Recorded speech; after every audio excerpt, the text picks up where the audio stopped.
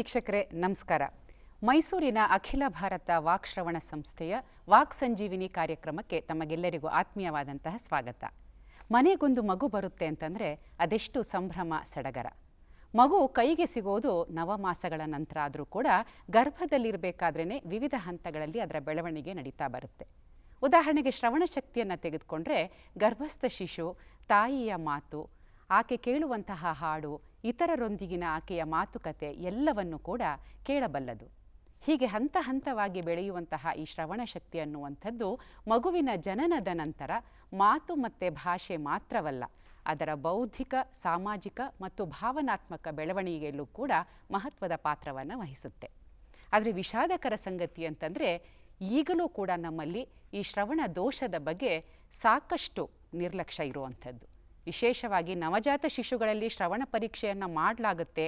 ಆ ಹಂತದಲ್ಲಿಯೇ ಶ್ರವಣ ದೋಷವನ್ನು ಗುರುತಿಸಿ ಅದಕ್ಕೆ ಚಿಕಿತ್ಸೆ ನೀಡಬಹುದು ಅನ್ನುವಂತಹ ಒಂದು ವಿಷಯ ನಮ್ಮಲ್ಲಿ ಹೆಚ್ಚಿನವರಿಗೆ ಅರಿವೇ ಇಲ್ಲ.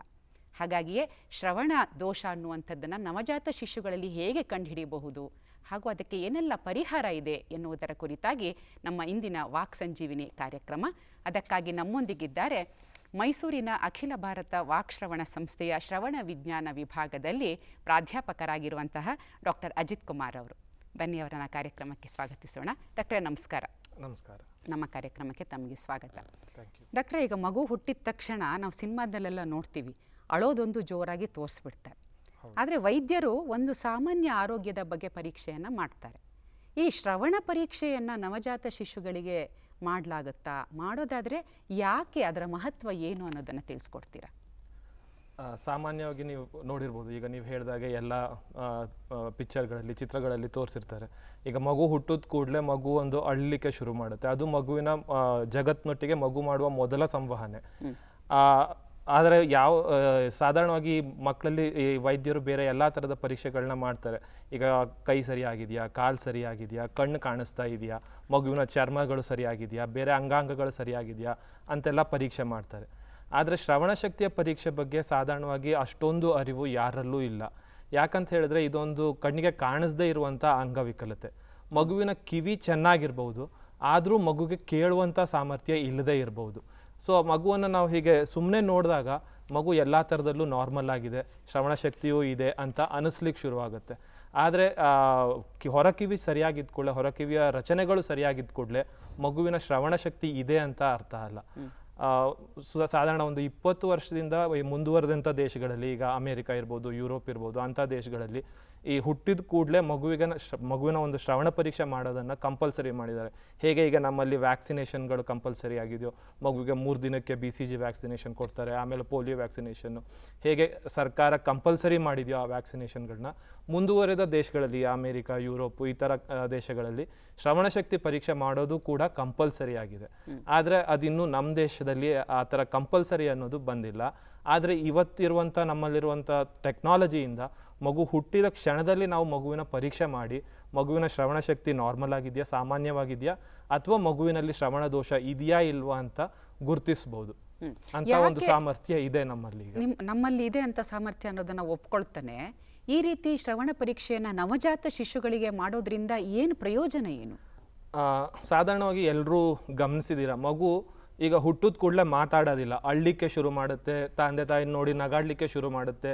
ಈಗ ಮಗುವಿನ ಸಂವಹನೆ, ದೊಡ್ಡವರ ಸಂವಹನೆ, ಕಮ್ಯುನಿಕೇಷನ್ ಅಂತ ಏನು ಹೇಳ್ತೀವಿ ನಾವು, ಅದು ತುಂಬ ಬೇರೆ ರೀತಿಲಿ ಇರ್ತದೆ.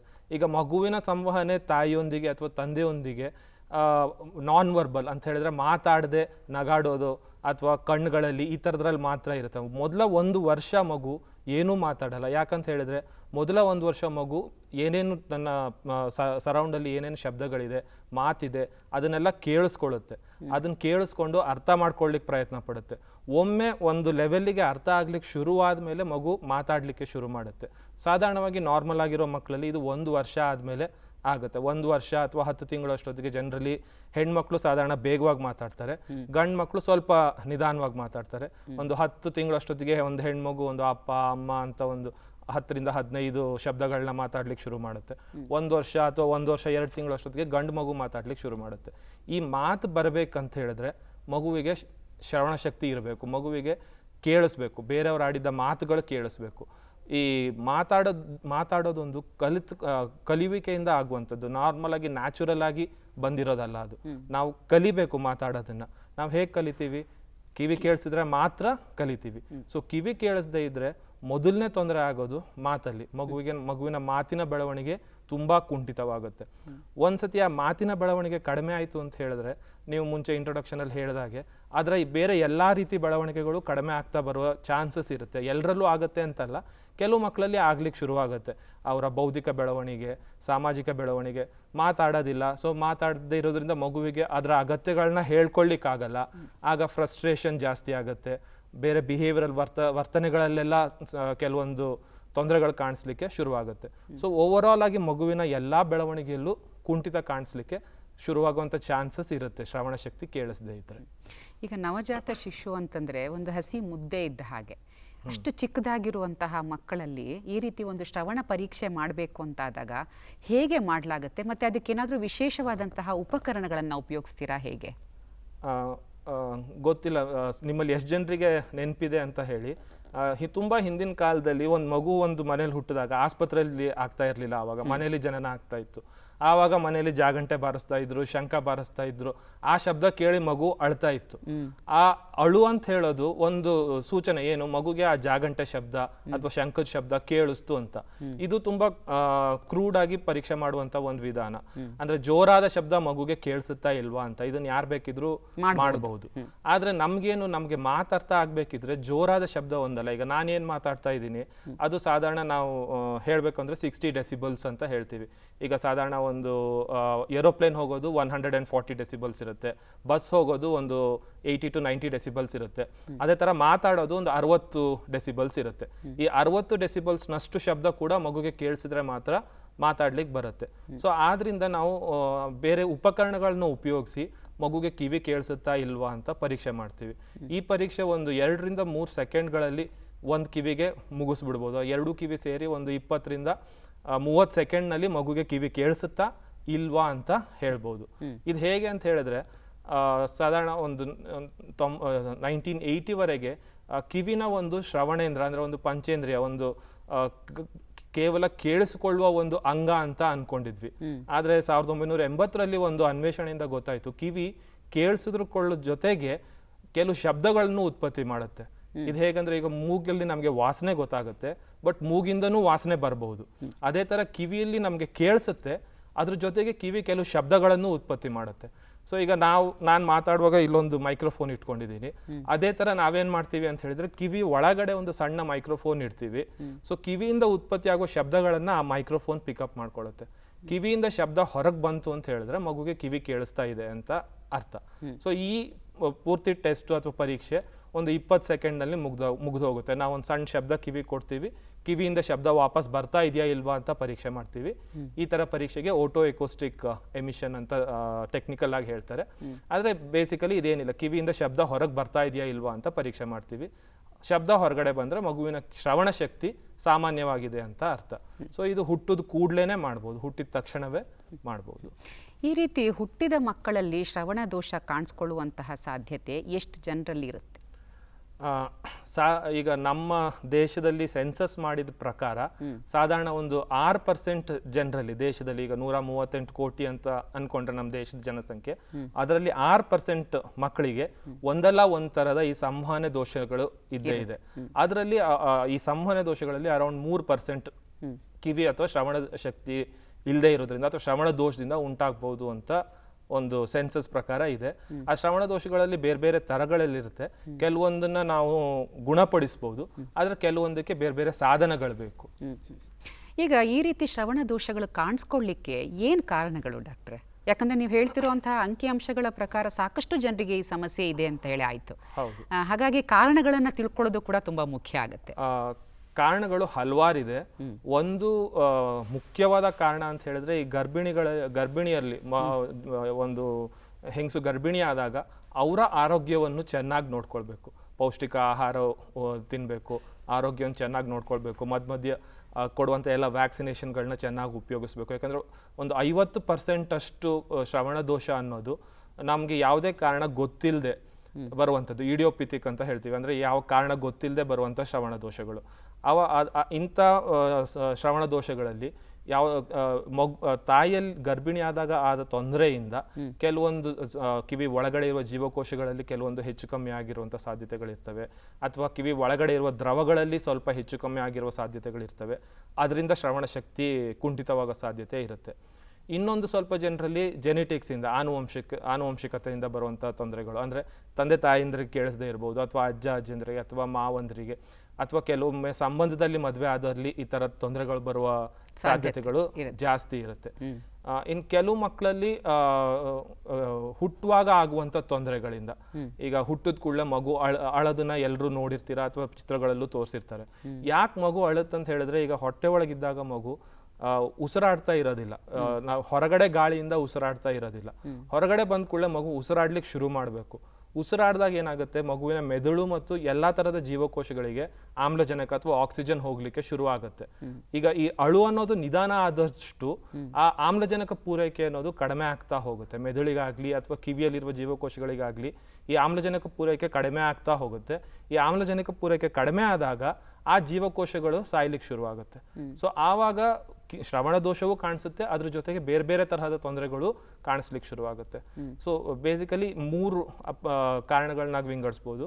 ಒಂದು ಆನುವಂಶಿಕತೆಯಿಂದ ಬರುವಂಥದ್ದು, ಇನ್ನೊಂದು ತಾಯಿ ಗರ್ಭಿಣಿಯಾದಾಗ ಆದಂಥ ತೊಂದರೆಯಿಂದ ಬರುವಂಥದ್ದು, ಇನ್ನೊಂದು ಮಗು ಹುಟ್ಟುವಾಗ ಆಗುವಂಥ ಕೆಲವು ಕಾಂಪ್ಲಿಕೇಶನ್ಸ್ ಇಂದ ಬರುವಂಥದ್ದು. ಒಂದು ಎಕ್ಸಾಂಪಲ್ ನಾನು ಹೇಳಿದ್ದು, ಮಗುವಿನ ಅಳು ನಿಧಾನ ಆದಾಗ ಆಮ್ಲಜನಕ ಪೂರೈಕೆಯಿಂದ ಕಡಿಮೆ ಆಗ್ಬೋದು. ಆ ಥರ ಅಂದರೆ ಗರ್ಭಿಣಿಯಾದಂಥವಳು ತನ್ನ ಸಲುವಾಗಿ ಮಾತ್ರವಲ್ಲ, ಬರಲಿರುವಂತಹ ಕಂದನ ಭವಿಷ್ಯದ ಸಲುವಾಗಿ, ಆರೋಗ್ಯದ ಸಲುವಾಗಿ ಕೂಡ ಎಲ್ಲ ರೀತಿಯ ಎಚ್ಚರಿಕೆಗಳನ್ನು ವಹಿಸಬೇಕು. ಆಹಾರದಲ್ಲಾಗಿರಬಹುದು, ಅಥವಾ ತೆಗೆದುಕೊಳ್ಳುವಂತಹ ಮಾತ್ರೆಗಳ ವಿಷಯದಲ್ಲಾಗಿರಬಹುದು, ಅಥವಾ ಬರುವಂತಹ ರೋಗಗಳು, ಜ್ವರಗಳು, ಇದನ್ನು ಸರಿಯಾಗಿ ಸೂಕ್ತವಾಗಿ ಚಿಕಿತ್ಸೆ ಪಡೆಯೋದಾಗಿರ್ಬೋದು. ಈ ಒಂದು ಗರ್ಭಿಣಿ ಆಗಿರುವಂತಹ ಸ್ತ್ರೀ ತನ್ನ ಆರೋಗ್ಯದ ಬಗ್ಗೆ ಸಂಪೂರ್ಣವಾಗಿ ಎಚ್ಚರಿಕೆಯನ್ನು ವಹಿಸೋದು ಒಳ್ಳೆಯದು ಅನ್ನೋ ಮಾತನ್ನು ನೀವು ಹೇಳ್ತಾ ಇದ್ದೀರಿ.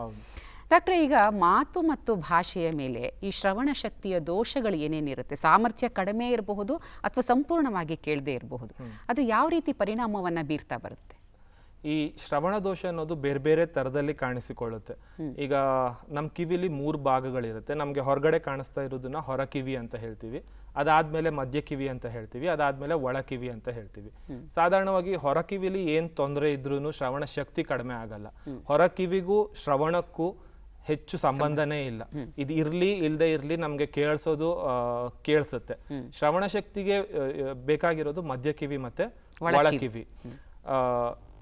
ಈ ಮಧ್ಯ ಕಿವಿ ಮತ್ತೆ ಒಳ ಕಿವಿಲಿ ಬೇರೆ ಬೇರೆ ತರ ತೊಂದರೆಗಳು. ಒಂದು ಮಧ್ಯ ಕಿವಿಲಿ ಕ್ಯೂ ಆಗ್ಬೋದು, ಆ ಥರದನ್ನೆಲ್ಲ ಮೆಡಿಸಿನಿಂದ ಅಥವಾ ಸರ್ಜರಿಯಿಂದ ಗುಣಪಡಿಸ್ಬೋದು. ಆದರೆ ಒಳ ಕಿವಿಯಲ್ಲಿ ಆಗುವಂಥ ತೊಂದರೆಗಳಿಗೆ ಈ ಮೆಡಿಸಿನ್ನು ಅಥವಾ ಸರ್ಜರಿಯಿಂದ ಗುಣಪಡಿಸ್ಲಿಕ್ಕೆ ಆಗಲ್ಲ. ಒಳ ಕಿವಿಲಾಗುವ ತೊಂದರೆಗಳು ಬೇರೆ ಬೇರೆ ಮಟ್ಟದಲ್ಲಿ ಕೇಳಿಸ್ಬೋದು. ಕೆಲವರಿಗೆ ತುಂಬ ಜೋರಾದ ಶಬ್ದನೂ ಕೇಳಿಸೋದಿಲ್ಲ, ಕೆಲವರಿಗೆ ಸ್ವಲ್ಪ ಜೋರಾಗಿ ಮಾತಾಡಿದ್ರೆ ಕೇಳಿಸುತ್ತೆ. ಈಗ ನೀವು ಸಾಧಾರಣ ದೊಡ್ಡವರಲ್ಲಿ ಗಮನಿಸಿರ್ಬೋದು, ವಯಸ್ಸಾಗ್ತಾ ಹೋದಾಗ್ಲೂ ಕಿವಿ ಕೇಳಿಸೋದು ಕಡಿಮೆ ಆಗ್ತಾ ಹೋಗುತ್ತೆ. ಆದ್ರೆ ಕಿವಿ ಕೇಳಿಸೋದು ಕಂಪ್ಲೀಟ್ ಆಗಿ ಕಡಿಮೆ ಆಗಿರೋದಿಲ್ಲ, ಅಂದ್ರೆ ಪೂರ್ಣ ಶ್ರವಣ ದೋಷ ಇರೋದಿಲ್ಲ. ನೀವು ಸ್ವಲ್ಪ ಜೋರಾಗಿ ಮಾತಾಡಿದ್ರೆ ಅವ್ರಿಗೆ ಅರ್ಥ ಆಗುತ್ತೆ.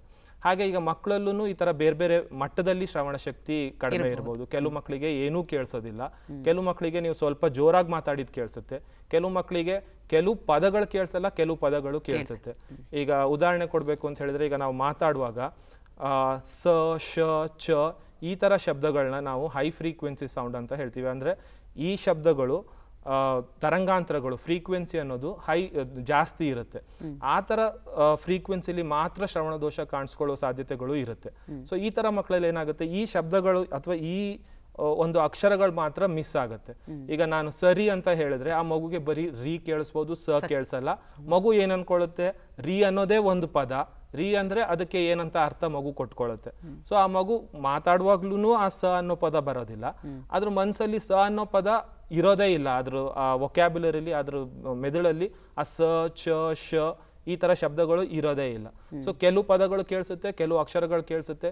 ಸೊ ಇದರಿಂದ ಮಕ್ಕಳಲ್ಲಿ ಮಾತಾಡುವಾಗ ಉಚ್ಚಾರಣೆ ದೋಷಗಳು ಬರುತ್ತೆ. ಇದು ಕೆಲವು ಪದಗಳು ಕೇಳಿಸಿದ್ರೆ ಈ ತರ ತೊಂದರೆಗಳಾಗುತ್ತೆ. ಏನೂ ಕೇಳಿಸದೇ ಇದ್ರೆ ಆ ಮಗುವಿನ ಮಾತಿನ ಬೆಳವಣಿಗೆನೇ ಆಗೋದಿಲ್ಲ, ಯಾಕಂದ್ರೆ ಯಾವ ಶಬ್ದನೂ ಮಗು ಕೇಳಿಸೋದಿಲ್ಲ. ಸೊ ಯಾವ ತರದ ಭಾಷೆ ಅಥವಾ ಮಾತಿನ ಬೆಳವಣಿಗೆ ಆಗೋದಿಲ್ಲ. ಸೊ ನೀವು ನೋಡಿರ್ಬೋದು, ಆ ತರದ್ದು ಸುಮಾರು ಜನ ಮಕ್ಕಳು ನಾವು ತುಂಬ ಲೇಟಾಗಿ ಗುರುತಿಸಿದ್ರೆ ಸನ್ನೆಗಳನ್ನ ಮಾಡ್ತಾ ಇರ್ತಾರೆ, ಕೈ ಸನ್ನೆಗಳನ್ನ ಮಾಡಿ ಮಾತಾಡೋದನ್ನ ನೀವು ಗಮನಿಸಿರ್ಬೋದು. ಸಾಧಾರಣವಾಗಿ ಈ ಥರ ಮಕ್ಕಳಿಗೆ ಯಾವ ಥರದ ಶಬ್ದನೂ ಕೇಳಿಸೋದಿಲ್ಲ, ಮಾತಿನ ಬೆಳವಣಿಗೆ ಏನೂ ಆಗಿರೋದಿಲ್ಲ, ಆದ್ರಿಂದ ಸನ್ನೆಗಳನ್ನ ಉಪಯೋಗಿಸ್ತಾರೆ. ಆದರೆ ಈ ನವಜಾತ ಶಿಶುಗಳಿಗೆ ಶ್ರವಣ ದೋಷವನ್ನು ಅತ್ಯಂತ ಶೀಘ್ರವಾಗಿ ಪತ್ತೆ ಹಚ್ಚಿ ಅದಕ್ಕೆ ಚಿಕಿತ್ಸೆಯನ್ನು ಕೊಡಿಸೋದ್ರಿಂದ ಈ ರೀತಿ ಸಮಸ್ಯೆಗಳನ್ನು ತಡಿಲಿಕ್ಕೆ ಸಾಧ್ಯವೇ? ಅಂದರೆ ಎಷ್ಟರ ಮಟ್ಟಿಗೆ ಅವರಿಗೆ ಮತ್ತೆ ಕಿವಿ ಕೇಳಿಸಿ ಮಾತನಾಡಲಿಕ್ಕೆ ಸಾಧ್ಯ ಆಗುತ್ತೆ? ಖಂಡಿತವಾಗಿ. ಈಗ ಆಗಿರೋ ಸಂಶೋಧನೆಗಳ ಪ್ರಕಾರ ನಾವು ಒಂದು ಮಗುವನ್ನು 6 ತಿಂಗಳು ಒಳಗೆ ಗುರುತಿಸಿ, ಮಗು ಹುಟ್ಟಿದ ಒಂದು 6 ತಿಂಗಳು ಒಳಗೆ ಮಗುವಿಗೆ ಒಂದು ಶ್ರವಣ ದೋಷ ಇದೆ ಅಂತ ಗುರುತಿಸಿ ಅದಕ್ಕೆ ಸರಿಯಾದ ಚಿಕಿತ್ಸೆ ಕೊಟ್ಟರೆ ಮಗು ನಿಮ್ಮ ಹಾಗೆ ನಾರ್ಮಲ್ ಆಗಿ ಮಾತಾಡಲಿಕ್ಕೆ ಸಾಧ್ಯ ಇದೆ. ಆದರೆ 6 ತಿಂಗಳು ಆದಮೇಲೆ ಗುರುತಿಸಿ ಅದಕ್ಕೆ ಎಷ್ಟೇ ಚಿಕಿತ್ಸೆ ಕೊಟ್ಟರು ಒಂದಲ್ಲ ಒಂದು ಥರದ ಮಾತಿನ ನ್ಯೂನತೆಗಳು ಹಾಗೆ ಉಳಿದುಕೊಳ್ಬಹುದಾದಂಥ ಸಾಧ್ಯತೆಗಳಿದೆ. ಆದ್ರಿಂದ ಈಗ ಈ ಹೊರಗಡೆ ಮುಂದುವರೆದಂಥ ದೇಶಗಳಲ್ಲಿ ಒಂದು 1 2 3 ಫಾರ್ಮುಲಾ ಅಂತ ಹೇಳ್ತಾರೆ. ಅಂದರೆ ಮಗು ಹುಟ್ಟಿ 1 ತಿಂಗಳು ಒಳಗೆ ಮಗುಗೆ ಶ್ರವಣ ದೋಷ ಇದೆಯಾ ಇಲ್ವಾ ಅಂತ ಪತ್ತೆ ಹಚ್ಚಬೇಕು. 2 ತಿಂಗಳು ಒಳಗೆ ಯಾವ ಥರದ ಚಿಕಿತ್ಸೆ ಕೊಡಬೇಕು ಅಂತ ಡಿಸೈಡ್ ಮಾಡಬೇಕು. 3ನೇ ತಿಂಗಳಿಗೆ ಚಿಕಿತ್ಸೆಯನ್ನ ಶುರು ಮಾಡಿಬಿಡ್ಬೇಕು. ಈ ಥರ ಒಂದು 1 2 3 ಫಾರ್ಮುಲಾ ಅಂತ ಇಟ್ಕೊಂಡಿದ್ದಾರೆ. ಆದರೆ ನಾವು ಅಟ್ಲೀಸ್ಟ್ ಒಂದು 6 ತಿಂಗಳು ಒಳಗಡೆ ಆದ್ರೂ ಮಗುವಿನ ಶ್ರವಣ ದೋಷ ಇದೆಯಾ ಇಲ್ವಾ ಅಂತ ಪತ್ತೆ ಹಚ್ಚಿ ಮಗುವಿಗೆ ಸರಿಯಾದ ಚಿಕಿತ್ಸೆನ ಶುರು ಮಾಡಿದರೆ ಮಗುವಿನ ವಾಕ್ ಸಾಮರ್ಥ್ಯದಲ್ಲಿ ಯಾವ ಥರದ ತೊಂದರೆನೂ ಬರದೆ ನಾರ್ಮಲ್ ಆಗಿ ನಿಮಗೆ ಹೇಗೆ ನೀವು ಹೇಗೆ ಮಾತಾಡ್ತೀವೋ ಅದೇ ಥರ ಮಾತನಾಡಲಿಕ್ಕೂ ಸಾಧ್ಯ ಆಗುತ್ತೆ. ಸುಮಾರು ಶ್ರವಣ ದೋಷ ಇರುವಂಥ ಮಕ್ಕಳು ಇವತ್ತು ನಾವು ಬೇಗ ಗುರುತಿಸೋದ್ರಿಂದ ಇಂಜಿನಿಯರ್ಗಳಾಗಿದ್ದಾರೆ, ಡಾಕ್ಟರ್ಗಳಾಗಿದ್ದಾರೆ, ಕೆಲವರು ಮ್ಯೂಸಿಷಿಯನ್ಸು ಆಗಿದ್ದಾರೆ. ಮ್ಯೂಸಿಕ್ಗೆ ನಿಮಗೆ ಗೊತ್ತು ಎಷ್ಟು ಶ್ರವಣ ಶಕ್ತಿಯ ಅಗತ್ಯ ಇದೆ ಅಂತ. ಈಗ ಒಂದು ಹಾಡು ಹೇಳಲಿಕ್ಕೆ ಅಥವಾ ಇನ್ನೊಬ್ರು ಹೇಳಿದ್ದನ್ನು ಅಪ್ರಿಷಿಯೇಟ್ ಮಾಡಲಿಕ್ಕೆ ಎಷ್ಟು ಶ್ರವಣ ಶಕ್ತಿಯ ಅಗತ್ಯ ಇದೆ ಅಂತ ಗೊತ್ತು. ಈ ಶ್ರವಣ ದೋಷ ಇರುವ ಮಕ್ಕಳನ್ನ ನಾವು ಬೇಗ ಗುರುತಿಸಿದ್ರೆ ಅವರು ಈ ಮಟ್ಟಕ್ಕೂ ಬೆಳಿಬಹುದು. ಈಗ ನೀವು ಹೇಳಿದ್ರಿ ಪಾಶ್ಚಾತ್ಯ ದೇಶಗಳಲ್ಲಿ ಹುಟ್ಟಿದೊಡನೆ ಈ ರೀತಿಯ ಒಂದು ಶ್ರವಣ ಪರೀಕ್ಷೆಯನ್ನು ಮಾಡುವಂತಹ ಸೌಲಭ್ಯ ಇದೆ, ನಮ್ಮಲ್ಲಿ ಇನ್ನೂ ಅದಷ್ಟು ವ್ಯಾಪಕವಾಗಿ ಜಾರಿಯಾಗಿಲ್ಲ ಅನ್ನುವಂಥ ಮಾತನ್ನು. ಆದರೆ ಈಗ ಮೈಸೂರಿನಲ್ಲಿ ಇರುವಂತಹ ಅಖಿಲ ಭಾರತ ವಾಕ್ಶ್ರವಣ ಸಂಸ್ಥೆ ಅಂದರೆ ನಿಮ್ಮ ಸಂಸ್ಥೆಯಲ್ಲಿ ಈ ರೀತಿ ಮಕ್ಕಳನ್ನು ಕರ್ಕೊಂಡು ಬಂದರೆ 1 ತಿಂಗಳ ಒಳಗಾಗಿ ಎಲ್ಲ ರೀತಿಯ ಚಿಕಿತ್ಸೆಯನ್ನು ನೀಡಲಾಗುತ್ತಾ? ಸೌಲಭ್ಯ ಇದೆಯಾ? ಯಾಕೆ ಕೇಳ್ತಾ ಇದ್ದೀನಿ ಅಂತಂದರೆ ಇದು ಕೇವಲ ಒಂದು ವರ್ಗದ ಜನರಿಗೆ ಅಂತ ಅಲ್ಲ, ಎಲ್ಲರಿಗೂ ಕೂಡ. ನಮ್ಮ ದೇಶದಲ್ಲಿ ನಿಮಗೆ ತಿಳಿದಿರುವ ಹಾಗೆ ಅನೇಕ ರೀತಿಯ ಜನರಿದ್ದಾರೆ, ಬಡ ಜನರು, ಮಧ್ಯಮ ವರ್ಗದ ಜನರು, ಹೀಗೆಲ್ಲ ಇರೋದ್ರಿಂದಾಗಿ ಎಲ್ಲರಿಗೂ ಒಂದು ಈ ರೀತಿಯ ಸೌಲಭ್ಯ ಸಿಗುತ್ತಾ? ಖಂಡಿತ. ಈ ಶ್ರವಣ ದೋಷಕ್ಕೆ ಈಗ ಜಾತಿ ಅಂತ ಇಲ್ಲ, ಅಥವಾ ಅವರು ಮುಂದುವರೆದವರ ಹಿಂದುವರೆದವರ, ದುಡ್ಡಿದೆಯಾ ದುಡ್ಡಿಲ್ಲ ಆ ಥರ ಏನೂ ಇಲ್ಲ, ಯಾರಿಗೆ ಬೇಕಾದರೂ ಬರಬಹುದು. ನಮ್ಮ ಸಂಸ್ಥೆಯಲ್ಲಿ ಉಚಿತವಾಗಿ ಅಥವಾ ಕಡಿಮೆ ದರದಲ್ಲಿ ಎಲ್ಲ ಥರದ ಮಕ್ಕಳಿಗೂ ಶ್ರವಣ ದೋಷ ಇದ್ದರೆ ಯಾವ ಥರದ ಚಿಕಿತ್ಸೆ ಬೇಕು ಅಂತ ನೋಡಿ ಆ ಚಿಕಿತ್ಸೆಯನ್ನು ನಾವು ಕೊಡ್ತೀವಿ. ಇದು ಬರೀ ಮೈಸೂರಲ್ಲಿ ಮಾತ್ರ ಅಲ್ಲ, ಮೈಸೂರಲ್ಲಿ ನಮ್ದೊಂದು ಸಂಸ್ಥೆ ಇದೆ. ಅದ್ರ ಜೊತೆಗೆ ಮೈಸೂರಲ್ಲಿರುವಂಥ ಎಲ್ಲ ಖಾಸಗಿ ಮತ್ತು ಗೌರ್ಮೆಂಟ್ ಸರ್ಕಾರಿ ಆಸ್ಪತ್ರೆಗಳು ಕೂಡ ನಾವು ನಮ್ಮ ಸ್ಟಾಫ್ನ ಕಳಿಸಿ ಅಲ್ಲಿ ಹುಟ್ಟಿದಂಥ ಮಕ್ಕಳಿಗೆ ಶ್ರವಣ ದೋಷ ಇದೆಯಾ ಇಲ್ವಾ ಅಂತ ಆ ಮಗು ಆಸ್ಪತ್ರೆಯಿಂದ ಡಿಸ್ಚಾರ್ಜ್ ಆಗ್ಲಿಕ್ಕೆ ಮುಂಚೆನೆ ಸ್ಕ್ರೀನ್ ಮಾಡ್ತೀವಿ. ಅಂದ್ರೆ ನಾರ್ಮಲ್ ಡೆಲಿವರಿ ಆದ್ರೆ ಜನರಲಿ ಮಗು ಒಂದು 3 ದಿನ ಆಸ್ಪತ್ರೆಯಲ್ಲಿ ಇರುತ್ತೆ, ಸಿಸೇರಿಯನ್ ಆದ್ರೆ ಒಂದು 5 ದಿನ ಆಸ್ಪತ್ರೆಯಲ್ಲಿ ಇಟ್ಕೊತಾರೆ. ಇಷ್ಟರ ಒಳಗೆ ನಾವು ಆ ಆಸ್ಪತ್ರೆಗೆ ನಾವೇ ಹೋಗಿ ಮಗುವಿನ ಶ್ರವಣ ಶಕ್ತಿ ಸರಿಯಾಗಿದೆಯಾ ಇಲ್ವಾ ಅಂತ ನೋಡಿ ಶ್ರವಣ ದೋಷ ಇದ್ದಂಥ ಮಕ್ಕಳಿಗೆ ನಮ್ಮ ಸಂಸ್ಥೆಗೆ ಬರಲಿಕ್ಕೆ ಹೇಳಿ ಕಂಪ್ಲೀಟ್ ಡೀಟೇಲ್ ಟೆಸ್ಟಿಂಗ್ ಎಲ್ಲ ಮಾಡಿ ಆ ಮಗುವಿಗೆ ಯಾವ ಥರದ ಚಿಕಿತ್ಸೆ ಬೇಕು ಅಂತ ನೋಡಿ ಅದನ್ನು ಉಚಿತವಾಗಿ ಅಥವಾ ಬಹಳ ಕಡಿಮೆ ದರದಲ್ಲಿ ಕೊಡ್ತೀವಿ. ಯಾಕಂದರೆ ನಮ್ಮದೊಂದು ಕೇಂದ್ರ ಸರ್ಕಾರದ ಸಂಸ್ಥೆ ಆಗಿರೋದ್ರಿಂದ. ಅದರ ಜೊತೆಗೆ ನಾವು ದೇಶದಾದ್ಯಂತ ಹಲವಾರು ಕಡೆ ನಮ್ಮದು ಔಟ್ರೀಚ್ ಸೆಂಟರ್ಸ್ ಅಂತ ಹೇಳ್ತೀವಿ. ಅಂದರೆ ನಮ್ಮ ಸ್ಯಾಟಲೈಟ್ ಸೆಂಟರ್ಗಳಿದೆ. ಇದು ದೇಶದ ಎಲ್ಲ ಕಡೆ ಇದೆ, ಕರ್ನಾಟಕದಲ್ಲೂ ಇದೆ, ನಾರ್ತ್ ಇಂಡಿಯಾ, ಸೌತ್ ಇಂಡಿಯಾ ಎಲ್ಲ ಕಡೆನೂ ಇದೆ. ಅಲ್ಲಿ ನಮ್ಮ ಸಂಸ್ಥೆಯ ವಿಭಾಗಗಳನ್ನ ಓಪನ್ ಮಾಡಿದ್ದೀವಿ. ಬೇರೆ ಬೇರೆ ಮೆಡಿಕಲ್ ಕಾಲೇಜ್ಗಳಲ್ಲಿ ನಮ್ಮ ಸಂಸ್ಥೆಯ ಒಂದು ಸಣ್ಣ ವಿಭಾಗಗಳನ್ನ ಓಪನ್ ಮಾಡಿದ್ದೀವಿ. ಸೊ ಅಲ್ಲಿ ಕೂಡ ಆ ಮೆಡಿಕಲ್ ಕಾಲೇಜಲ್ಲಿ ಆಗುವಂಥ ಎಲ್ಲ ಡೆಲಿವರಿ ಎಲ್ಲ ಮಕ್ಕಳುಗಳಲ್ಲೂ ಈ ಶ್ರವಣ ದೋಷ ಇದೆಯಾ ಇಲ್ವಾ ಅಂತ 3 ಅಥವಾ 5 ದಿನದಲ್ಲಿ ನಾವು ಪತ್ತೆ ಹಚ್ಚಿ ಯಾವ ಥರದ ಚಿಕಿತ್ಸೆ ಬೇಕು ಆ ಥರದ ಚಿಕಿತ್ಸೆಯನ್ನು ನಾವು ಇಲ್ಲಿ ಏನು ರೇಟಲ್ಲಿ ಕೊಡ್ತಾ ಇದ್ದೀವೋ ಅದೇ ರೇಟಲ್ಲಿ ಅಲ್ಲೂ ಕೊಡ್ತಾ ಇದ್ದೀವಿ. ಸರ್ಕಾರಿ ಸಂಸ್ಥೆ ಆಗಿರೋದ್ರಿಂದ ಉಚಿತವಾಗಿ ಅಥವಾ ಅತ್ಯಂತ ಕಡಿಮೆ ವೆಚ್ಚದಲ್ಲಿ ಈ ಎಲ್ಲ ರೀತಿಯ ಸೌಲಭ್ಯಗಳು ಆಸ್ಪತ್ರೆಯಲ್ಲಿ ಮತ್ತು ಸಂಸ್ಥೆಯಲ್ಲಿ ಲಭ್ಯವಿರುತ್ತೆ. ಇದನ್ನು ಸಾರ್ವಜನಿಕರು ಉಪಯೋಗಿಸ್ಕೊಳ್ಬೇಕು ಅನ್ನುವಂಥ ಮಾತನ್ನು ನೀವು ಹೇಳ್ತಾ ಇದ್ದೀರಿ. ಯಾಕಂದರೆ ಈಗ ಈ ಥರ ಮಗುವಿನಲ್ಲಿ, ನವಜಾತ ಶಿಶುವಿನಲ್ಲಿ ಆಗಿರಬಹುದು ಅಥವಾ ನೀವು ಹೇಳಿದ ಹಾಗೆ 6 ತಿಂಗಳ ಒಳಗೆ ಈ ರೀತಿ ಶ್ರವಣ ದೋಷ ಇತ್ತು ಅಂತ ಗೊತ್ತಾದಲ್ಲಿ ಏನೆಲ್ಲ ಚಿಕಿತ್ಸೆಯನ್ನು ನೀಡಲಾಗುತ್ತೆ? ಚಿಕಿತ್ಸೆ ಅನ್ನೋದು ಯಾವ ಥರದ ಶ್ರವಣ ದೋಷ ಅನ್ನೋದ್ರ ಮೇಲೆ ಹೋಗುತ್ತೆ. ನಾನು ಹೇಳ್ದಾಗೆ ಈಗ ಮೂರು ಭಾಗಗಳಿರುತ್ತೆ ಕಿವಿಲಿ ಅಂತ ಹೇಳಿದೆ, ಹೊರ ಕಿವಿ, ಮಧ್ಯ ಕಿವಿ, ಒಳ ಕಿವಿ. ಹೊರ ಕಿವಿಯಿಂದ ಅಷ್ಟೊಂದೇನು ತೊಂದರೆ ಆಗಲ್ಲ. ಮಧ್ಯ ಕಿವಿಲಿ ಏನಾದರೂ ತೊಂದರೆ ಆಗಿ ಶ್ರವಣ ದೋಷ ಬಂದರೆ ಜನರಲಿ ಮೆಡಿಸಿನ್ ಅಥವಾ ಸರ್ಜರಿಯಿಂದ ಕಡಿಮೆ ಆಗುತ್ತೆ. ಒಳ ಕಿವಿಲಿ ಬರುವಂಥ ಶ್ರವಣ ದೋಷಕ್ಕೆ 2 ಥರದ ಉಪಕರಣಗಳನ್ನ ಕೊಡ್ತೀವಿ ನಾವು. ಒಂದು ಶ್ರವಣ ಯಂತ್ರ ಅಥವಾ ಹಿಯರಿಂಗ್ ಏಡ್ ಅಂತ ಹೇಳ್ತೀವಿ. ನೀವು ಪಿಕ್ಚರ್ಗಳಲ್ಲಿ ಅಥವಾ ಟಿವಿಗಳಲ್ಲೆಲ್ಲ ನೋಡಿರ್ಬೋದು, ಕೆಲವರೊಂದು ದೊಡ್ಡ ಪಾಕೆಟ್ ಇಟ್ಕೊಂಡು ಒಂದು ವಯರ್ ಬರುತ್ತೆ, ಆ ವಯರ್ನ ಕಿವಿ ಒಳಗೆ ಹಾಕೊಂಡಿರ್ತಾರೆ. ಅದು ತುಂಬಾ ಹಳೇ ಕಾಲದ ಒಂದು ಶ್ರವಣ ಯಂತ್ರ. ಈಗ ಬಹಳ ಸಣ್ಣ ಸಣ್ಣ ಶ್ರವಣ ಯಂತ್ರಗಳು ಬಂದಿದೆ.